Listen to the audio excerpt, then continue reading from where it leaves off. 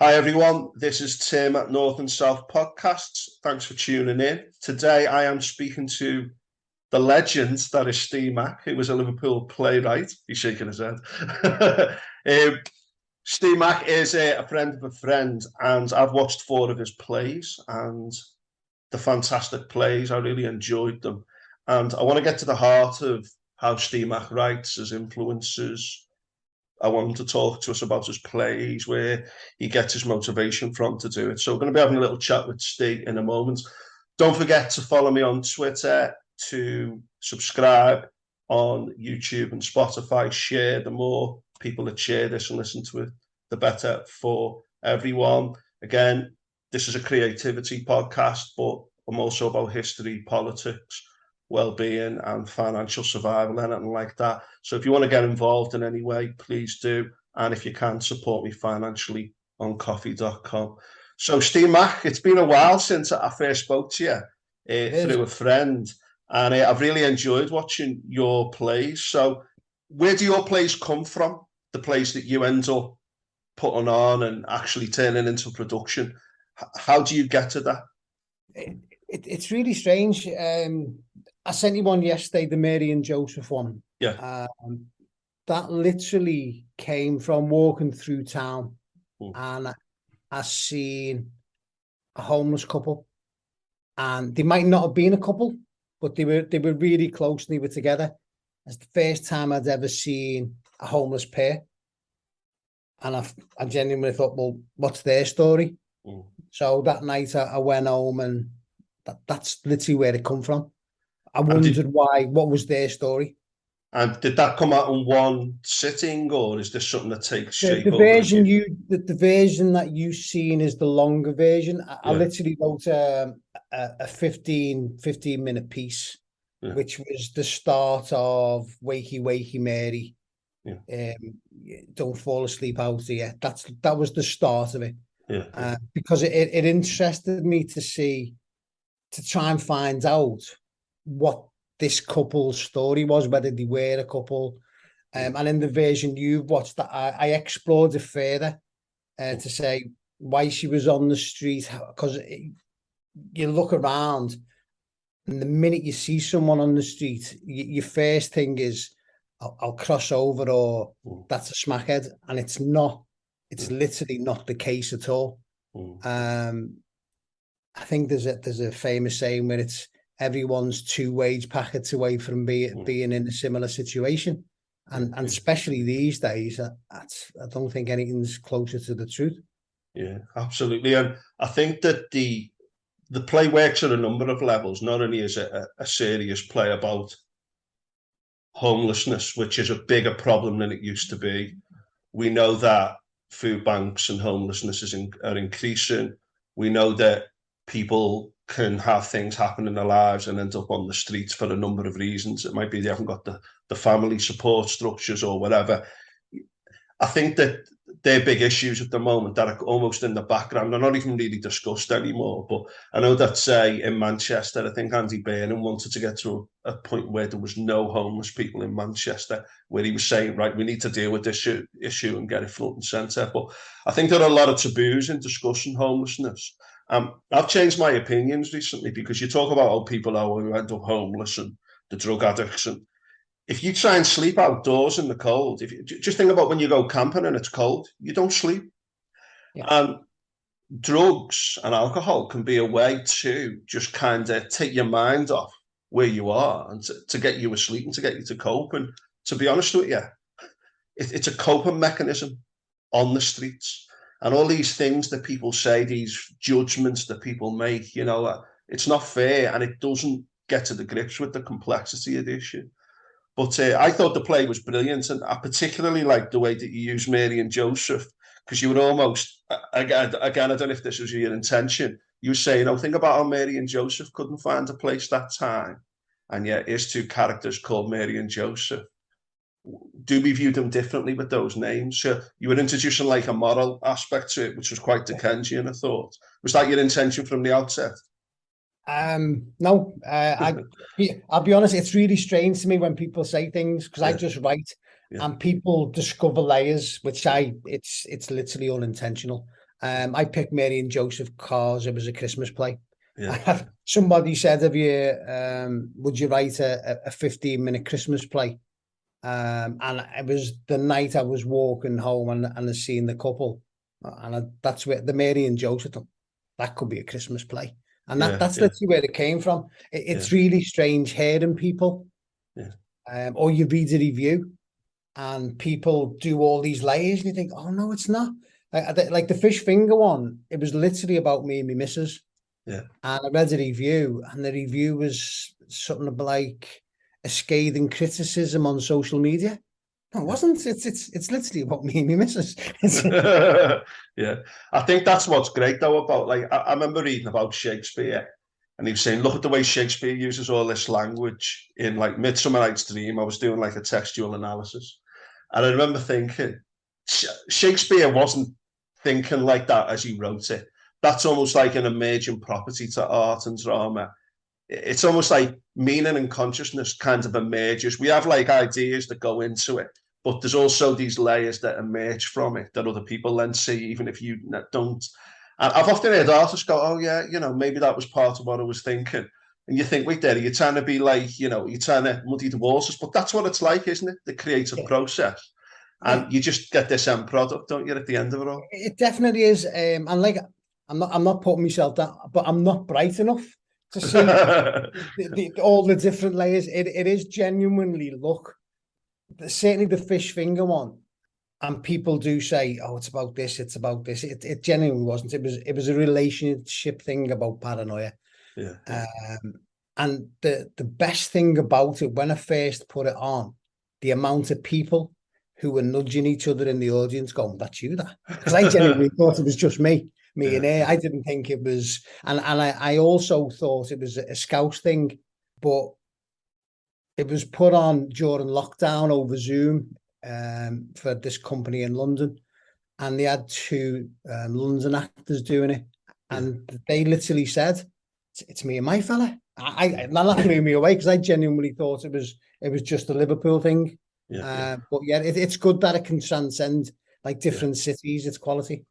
Well, that's good as well, because that shows the play's getting to the human element. That's like a lot of great art. It doesn't have to be like this, but a lot of great art, you read it or you look at it, and you go, I can relate with that. I can relate to that in my life.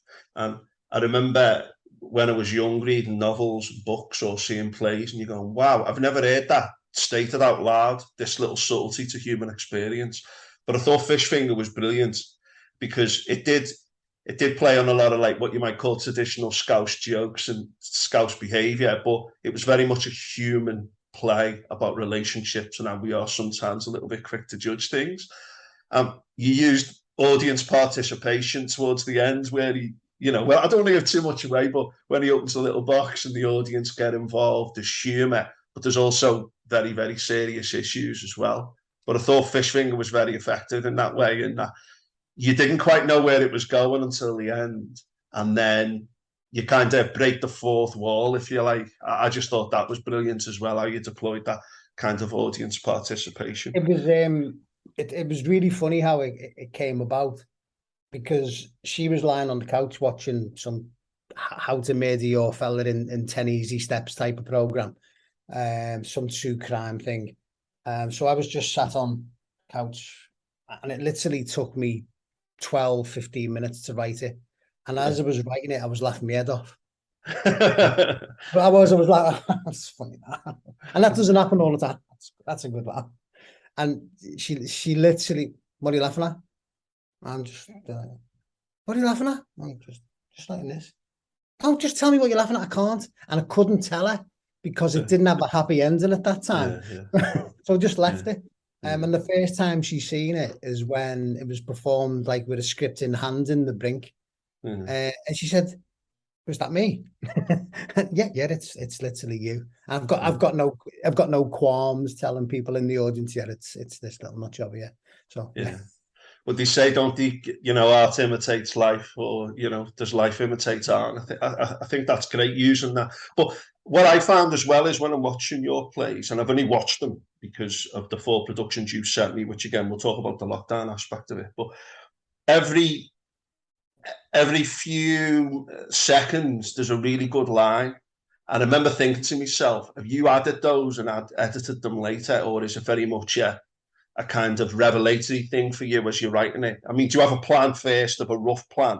No, it's I got told I was on the Royal Court playwright thing 2 years ago. In fact, just at the start, I think we Yeah, had one lesson, and then the lockdown kicked in, so we had to yeah, do it all over Zoom, and it was good, but it probably wasn't as good as if it would have been in yeah, person.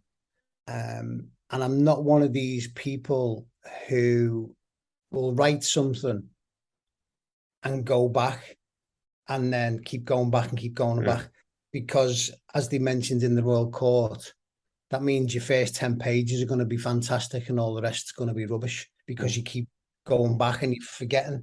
So what I like to do is start, write it, and finish. And mm, it's very rare, apart from during the editing process, that I go back. mm, So with the exception of maybe one or two lines, Mary and Joseph, sorry, with the exception of the first opening monologue, mm, Mary and Joseph is that's literally the first draft. Fish Fingers Surprise was the first draft.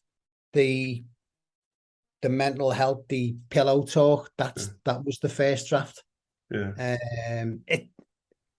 It sounds like a bit big-headed, but it's not. It's because I don't rush it. yeah, I've already thought about what I want to write about, so I've already got.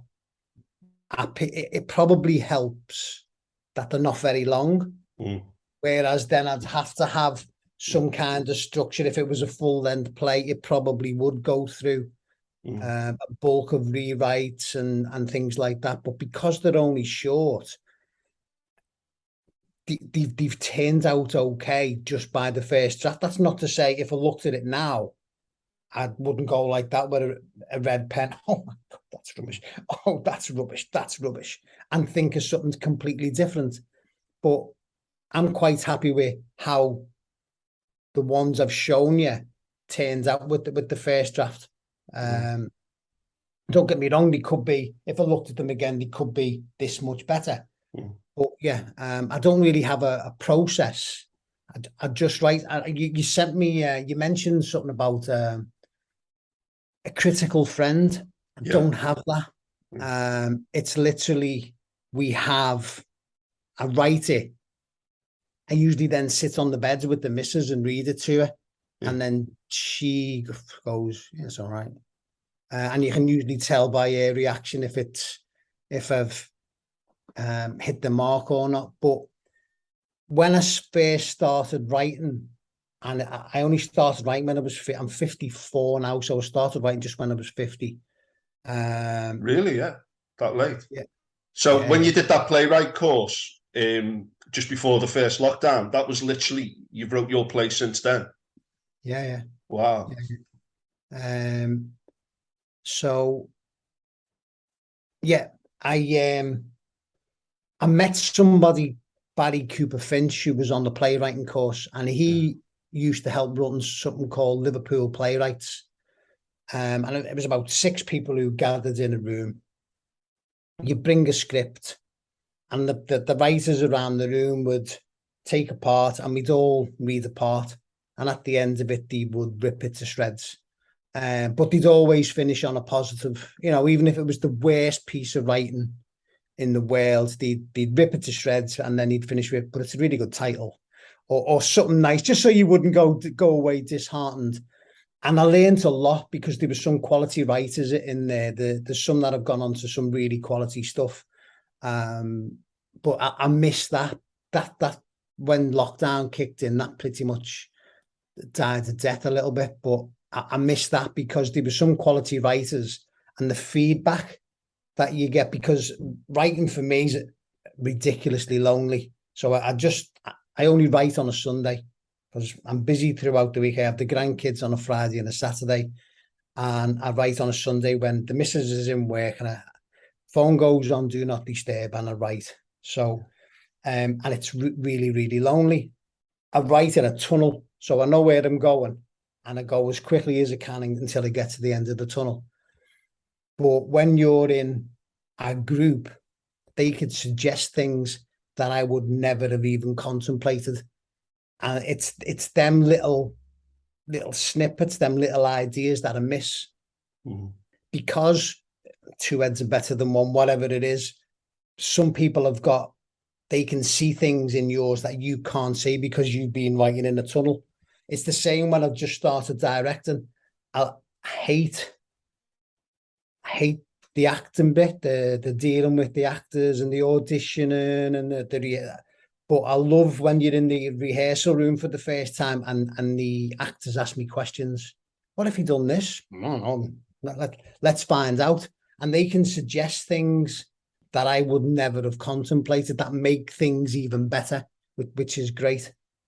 That's brilliant. And I think that's a really good description of your writing process and how you then look to edit or seek advice, etc.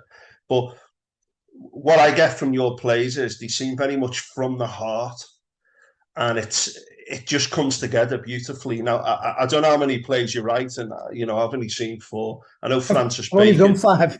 5. Well, only done 5. Well, that's a good success rate because I know Francis Bacon, the artist, used to throw out like 16 paintings, and then one of them he'd say, right, that's it, that's the one that I want. And just what you said there about the actors suggesting things. I recently heard about one of my favorite films, Dead Poets Society. There's a key part of that where one of the actors said to the director just before it, said, why don't we do this? And the guy went, all right, let's do it. And then it stayed in the film. And the most famous one, again, using film as an example, is Rutger Hauer at the end of Blade Runner. Those beautiful lines. Apparently, he said to Ridley Scott, who usually knew exactly what he wanted, wrote these lines, what do you think? And Scott went, put them in. And it almost makes the film. But I think that's beautiful to have that kind of relationship with the actors as well, where you're open to those kind of things. Oh yeah, it's really good because when I first get them all together, the first thing I say to them is, I'm not precious about my words. They're not. If you can think of something better, or if you're thinking he wouldn't say that, well, let's explore what he would say, or let's see what would happen if we open this door. And that's my favorite part of being in the rehearsal space, because for a writer, the best feeling in the world is watching people read your lines and bringing out things that you would never even have thought of. Now, when I was doing the auditions for Fish Finger Surprise, it was all held over Zoom, and I had about 15 girls read for the part, and they were really, really good. Some of them changed little bits, but the girl who I ended up picking, Holly, she was sobbing in little bits, and I'd never even anticipated anything like that when I was writing it. And she just took it to a completely different level. There's another version of it that was filmed just on my phone in the cassette, and it's a lot funnier than the one that got filmed professionally, just because they weren't playing to the audience as much. Because the one at Christmas, they were pausing and interacting with the audience. This one wasn't, and it's a lot quicker and it's a lot sharper. And watching Holly bring me words to life in that, and hearing everybody in the audience laughing their heads off, it's just a fantastic feeling. Even throwaway lines, well, we met in the Jawbone, and you hear everybody in the audience. Oh, that made me laugh. Yeah. Just for our listeners, the Jawbone is a real pumping joint in Bootle Village. Everyone's got a story to tell about the Jawbone, haven't they? Fantastic stuff. But that was a great line, and I was laughing throughout it. But that's a very strong performance by that actress.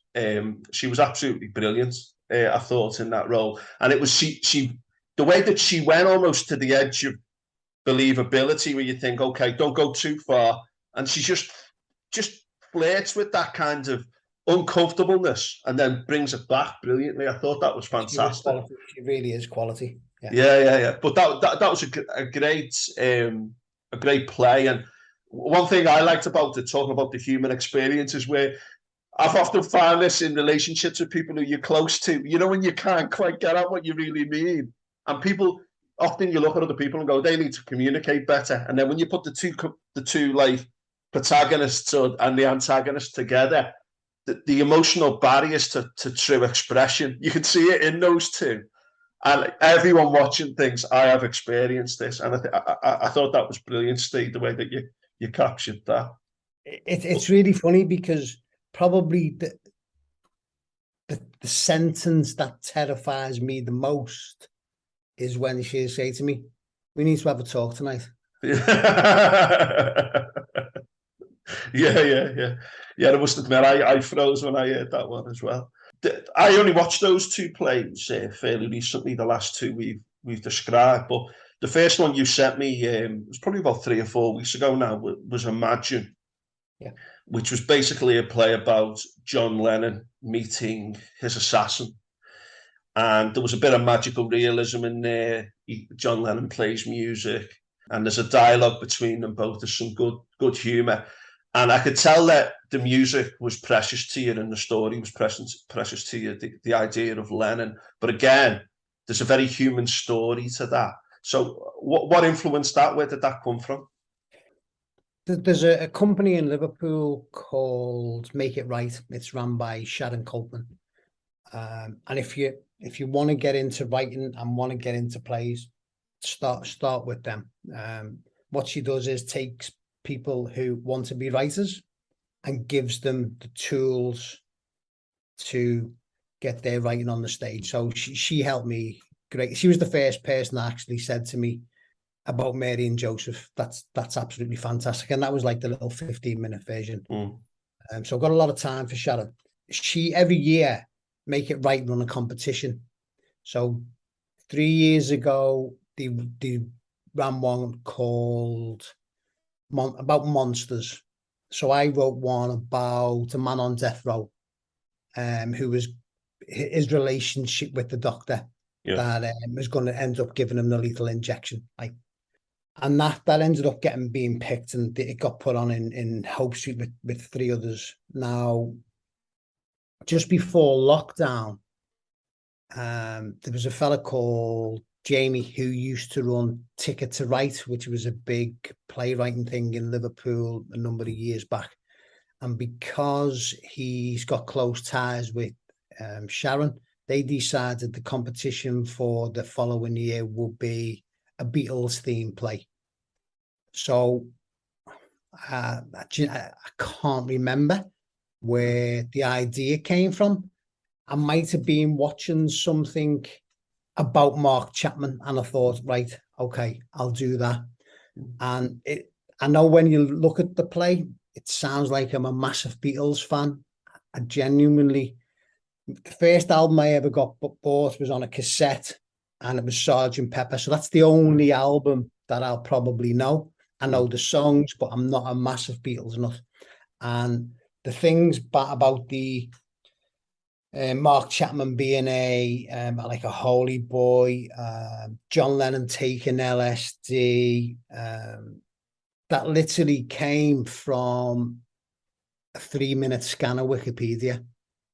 So I knew he took drugs, so I just typed in John Lennon drugs and seen the LSD thing, Timothy Leary, and I thought that was a good in to how he knew that he was going to die that night.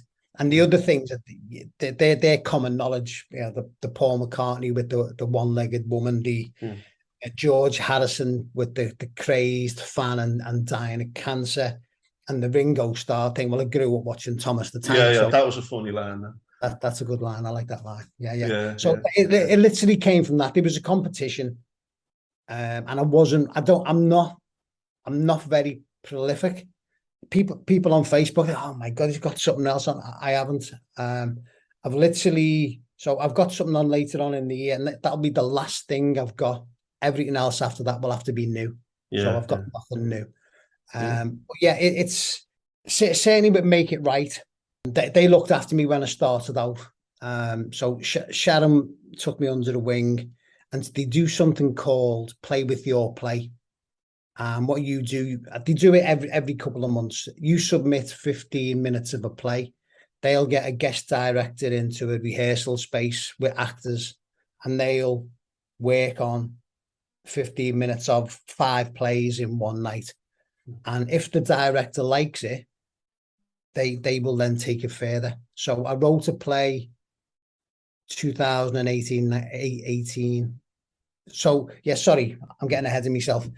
So the 15-minute play, playwriting course I went on, it was all right. Wasn't brilliant, it was all right.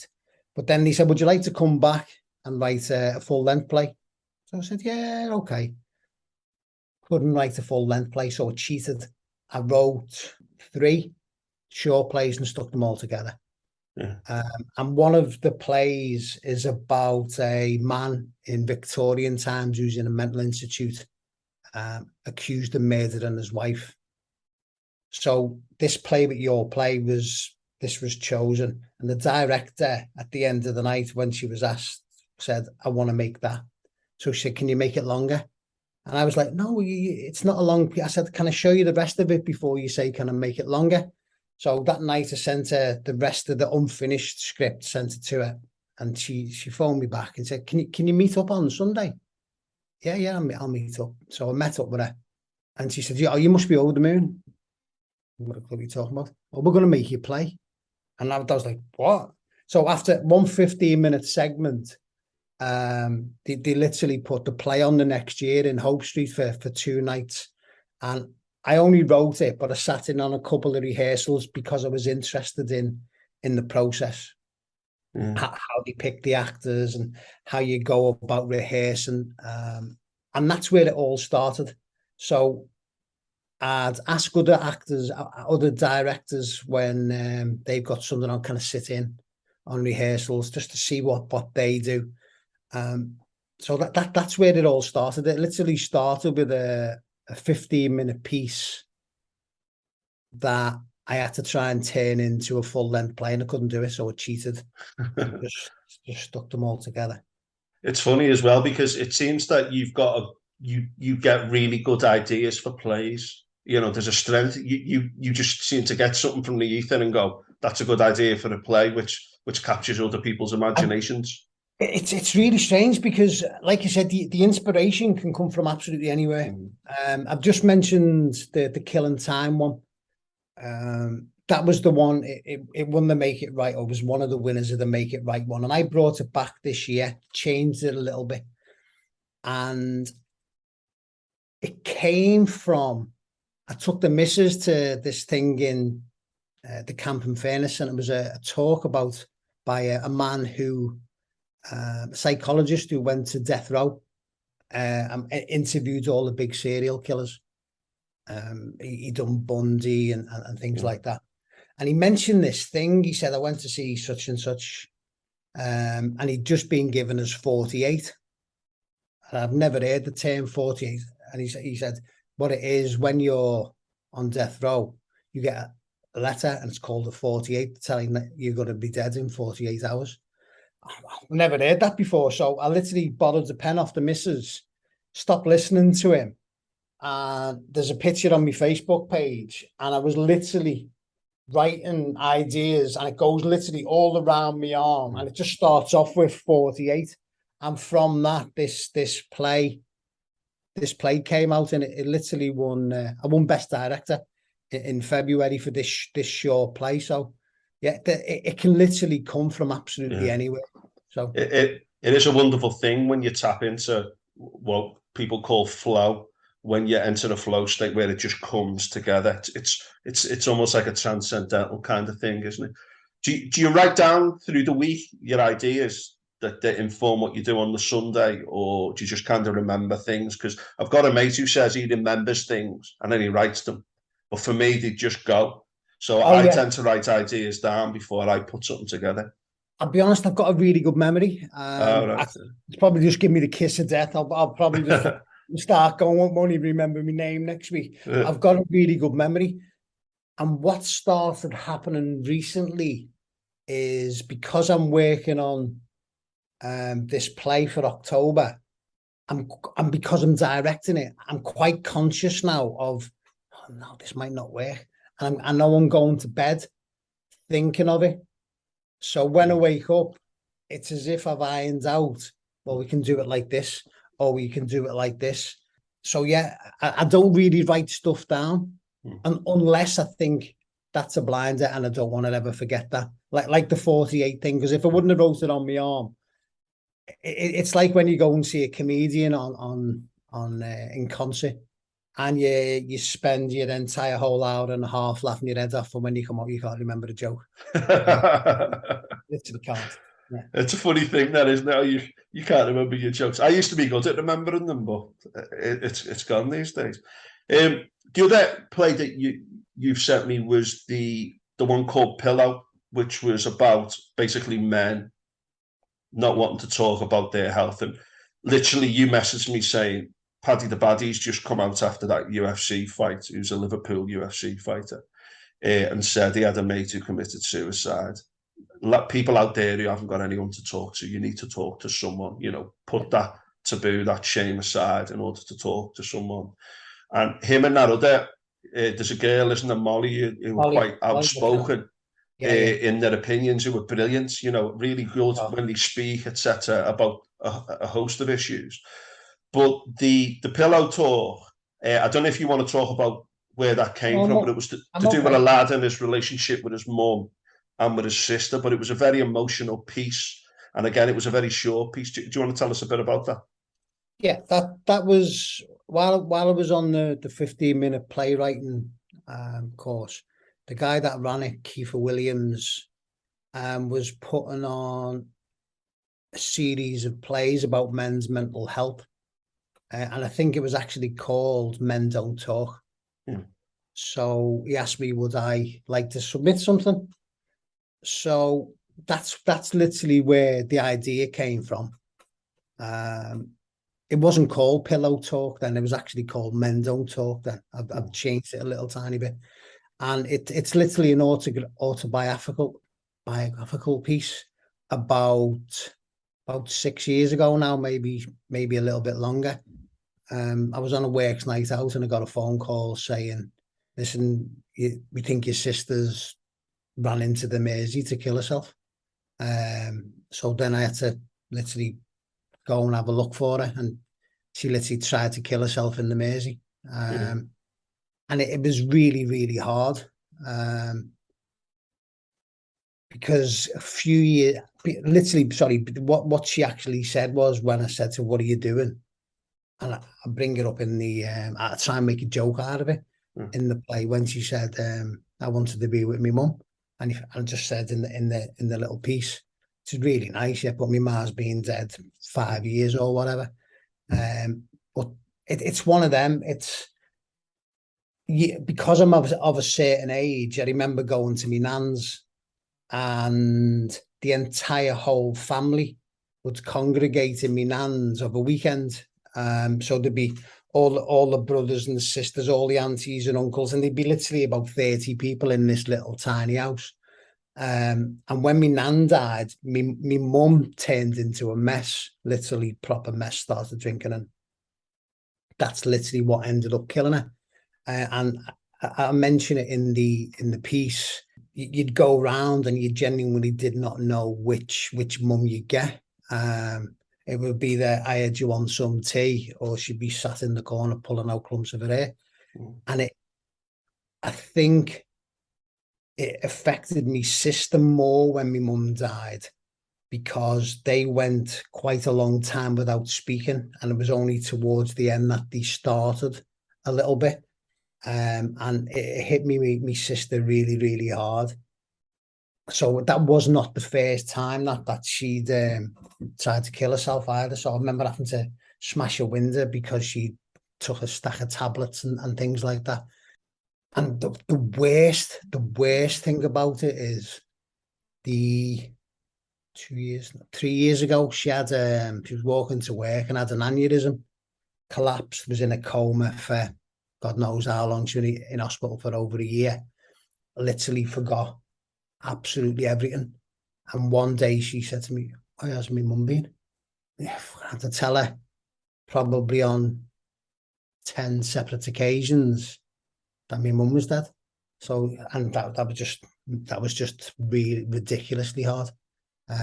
Because she'd say, "Well, she's dead." I suppose it must be a bit of a double-edged sword writing about something autobiographical like that about family and trauma, etc. Because in many ways it's cathartic and it's a good thing to get out in the open, but also it must be quite difficult as well to be putting that into the play. How do you view that as you're writing it? How do you find that process with those kind of It personal things?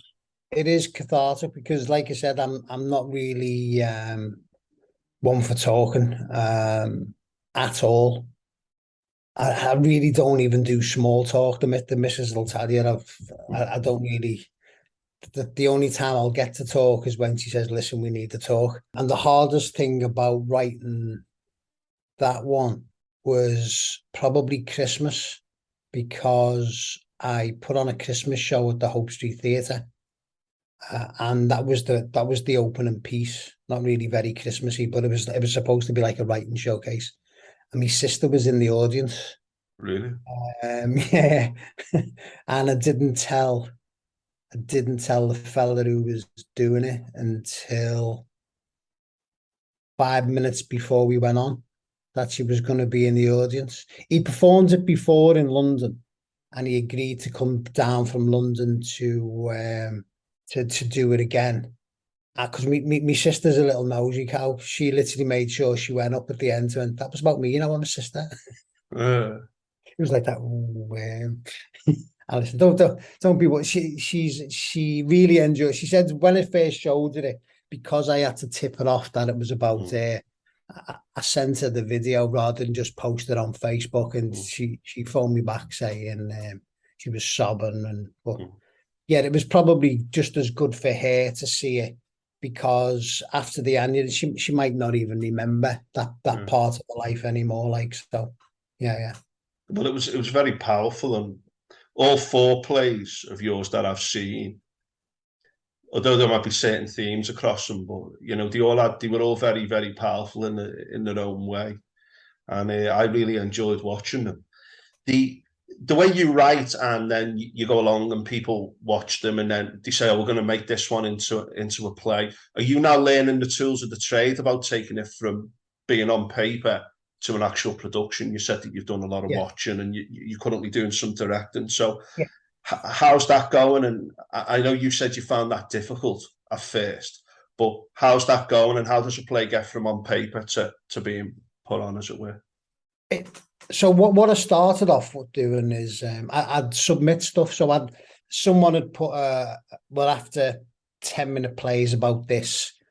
So like I said, I think I've got 5 or 6, and you think, yeah, that could fall into that, and you'd send it off. I was quite lucky to have Mary and Joseph and something called the Naughty List done at the Southwark Playhouse in London. I submitted them both for their Christmas show, and they picked them both, and it was the first time anyone had 2 pieces on in one night. They do this Christmas show every year. So we went down to London. I was made, hey, I've got a play on in London. Took the missus down there. It was really, really good. But last year I submitted something to Theatre Valley Players, and they said, "Listen, we really love it." It was the fish finger one. We love it, but we haven't got the resources to do it. Would you fancy doing it yourself? Yeah, I can do that. So so that's where that's where it started. So I set up a production company called Curious Imposter, and it's literally because I've always been interested in how certain things work, and the imposter bit comes from, I really don't belong with these people type of thing. So I'll always feel like that, even when people are praising me. I'm one of these that puts his head down and writes his name with his foot on the floor. I'm like, yeah, okay, thanks. Yeah. So that's where it started. So I done Fish Finger Surprise for the Theatre Valley Festival last year. Had a really good time, had some really, really nice comments. Then I was asked, would I do it again at the Casa? they had somebody drop out. So we've done it again with the same cast at the Casa. Then for some absolutely nuts reason, I thought, I'm really, really good at this. I'll put on a Christmas show. So I put on 5 plays in one night, which was the Pillow Talk, Mary and Joseph, Fish Finger Surprise, the John Lennon one, and the Naughty List. It's like 12 people. So I had to cast 12 people, also do all the rehearsals of 5 different plays for one night, which is just absolute madness. But I learned a lot. So then in February, I decided to rewrite the John Lennon play to add another character. So I wrote a character of a priest who comes in and starts talking to Mark Chapman to try and get him to repent, type of thing. And he's literally having none of it. So I entered it in the Liverpool Festival, and it has an adjudicator, and they had awards, and I got nominated for Best Director, and we won Best Original Play, which I was made up for because I've never won that before. Yeah, it's great, very nice. So then I thought, yeah, okay, I'm all right. I'm not fancying showy because it's literally just 2 people on a stage. So I've done it again. I entered Killing Time, and because I'm getting a little bit more familiar now, I've started thinking, well, it shouldn't just be a chair, shouldn't just be a chair on the stage. So now I've started incorporating sets. So I've had a set designer who work with me, and that it's really good because I got a great piece of advice from an adjudicator, and it wasn't to me. The year before, Fish Finger Surprise was on the Sunday night, and I went the Saturday night just to check out the competition. And there was 3 plays, different plays on different times of night, and they all had a park bench. But one of them was supposed to be in Blackpool, one was somewhere else, and one was somewhere else. And the adjudicator said, listen, when them curtains open, I immediately want to know where I am. He said, that park bench, it could have been anywhere, you could have had something to represent the seaside or something, just so I knew. And my set was literally a table and a chair for the fish because I don't need anything else. So that night, the next morning, I went to Asda or the Asda and picked up a box of cornflakes and a box of Rice Krispies and put them on a little table at the back. And the adjudicator said, as soon as them curtains opened, I knew I was in the kitchen, literally by placing 2 boxes of cereal. So it's really important for me now that when the curtains open, the audience know exactly where they are. On the John Lennon one, I think I had this. Did I have the set where? Oh no, I didn't. I only built that for the. So what I've done now is I've got a bed in the new one with a movable set. So when it turns around, it's a prison wall, and then when he goes to meet John, he turns it, and it's skyscrapers, so you know that you're in New York, and it works really, really well. But it's been a really good learning curve for me. So all the little short things I've directed over the last 12 months are bringing me to what I'm putting on in October. So I mentioned earlier on that I wrote a play called Death and All His Friends, it's called. And it's the one where I couldn't write a full-length play. So I've strung, it's similar to Tales from the Crypt. It's ridiculously tech heavy. It's a little bit scary, and I'm doing it all myself. So I'm directing it. I've just started the casting process. I've already told people no, and some people, yeah, but I've not put anything out on any social media yet. So I go on holiday for a couple of weeks and come back in August, and that's when it starts. It's on the first week in October at the Hope Street Theatre in town, which is a really nice theatre. Yeah. It is a good theatre. It sounds like you've learned by kind of doing it there. And the 4 videos you sent me, they're all at Hope Street, aren't they? And they were filmed on the same night. I went to see a great play there fairly recently, and I loved that stage. And as soon as I saw yours, I thought that's a Hope Street. But there's quite a few good little theatres around that area. It's great because before 3 years ago, like I said, I'd never been to theatre. I'd never read a play, and it was really strange to me because I always thought it was a middle class thing. I thought it was I'm not spending 50, 100 quid on a ticket to go and see something that I won't even understand. But I went to see Woman in Black in London, and I thought that was absolutely fantastic for two people on a stage. And when I was learning on the course, it was always keep things minimal, keep things, two people, because it was all about money, because it's only fringe theatre. It's all about money. So no, you don't need a set. You have two people, and that's it. As long as your story's good, that's all that matters. And I went to see The Curious Incident of the Dog in the Nighttime on the Empire, and it was just absolutely stunning. And then I thought, well, you don't need two people. You literally you can have as bloody many as you want as long as you've got the money.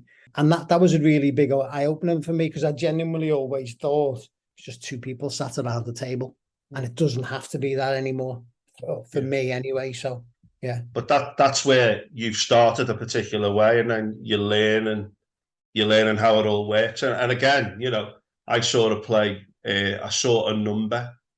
The play's called A Number. I forget the female playwright now, but my friend was in it. And again, it was just a table with a light hanging over it. But sometimes that can be beautiful in its simplicity, but it depends what you're doing, doesn't it? It depends what you want, etc. Yeah. And where you want to go with it. And then you've got like Brecht with his magical realism and all the stage directions. And, to have both of those things in your armory, I think is powerful. You've obviously had awards and recognition and being put forward for things and being selected from, a field of different works. You've also got stuff in the pipeline here. Do you have a website or a way that people can get in touch with you? Is it all just word of mouth at the minute? It's literally all just word of mouth. I'm on the social media. I'm on Facebook and Twitter and Instagram. I think Facebook, Ste Mc, and everything else is at Curious Imposter or whatever. So, right. Would it be okay for listeners if I shared those links, and listeners can get in touch with you if they want to see your plays? Because I know you sent me the plays, and I don't know whether you want to send those links out, but the play in October sounds really exciting. Now, I became a father 3 years ago, and before that, I've always been going to theatre, and I had a spell where I was going once a week, and I absolutely loved it. I went one night a week, went to see so many great plays around that area of Liverpool that we're talking about. And some of them I was only spending like £5 a tenner to get in and all that, and saw some great stuff. And there is a rich scene in Liverpool of good plays from the heart that have got something to say, and watching your stuff was brilliant. So I look forward to October. When you've got details about that as well, I'll share them with the listeners in a later podcast, but we'll put your contact details in as well. Is there anything else you want to say or comment on? I think we've covered all the I think we have covered pretty much everything, mate. Yeah. But there is, like you mentioned, there's a shed loads of quality talent in the city centre now. The likes of Ugly Bucket, Naughty Corner, Silent Gutter, Old Fruit Jar. They're making some stunning stuff. Really, really quality stuff. Yeah, I've seen some of those. I was going to Castle a lot a few years ago. Went to Hope Street. I went to the Unity Theatre, and I've seen some absolute gems.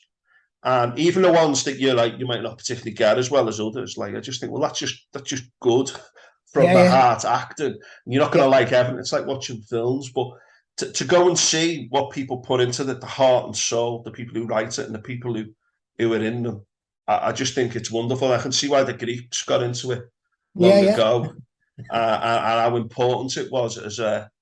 Do you reckon for the Greeks, a lot of it was cathartic, the drama, the comedies, etc. And I just think it's a wonderful thing. I'm also a bit concerned about the lack of not so much funding for the arts necessarily, but how in schools these things are being sidelined a bit more than they used to be. And I just think it's really sad. But Ste Mc, it's been a pleasure. I do really recommend your plays, and I look forward to going in October. So let me know about that. We'll put your links in the podcast notes, and we'll have a little chat after I stop recording. But thanks everyone for listening, and thanks, Steve, for your time. Cheers, Tim.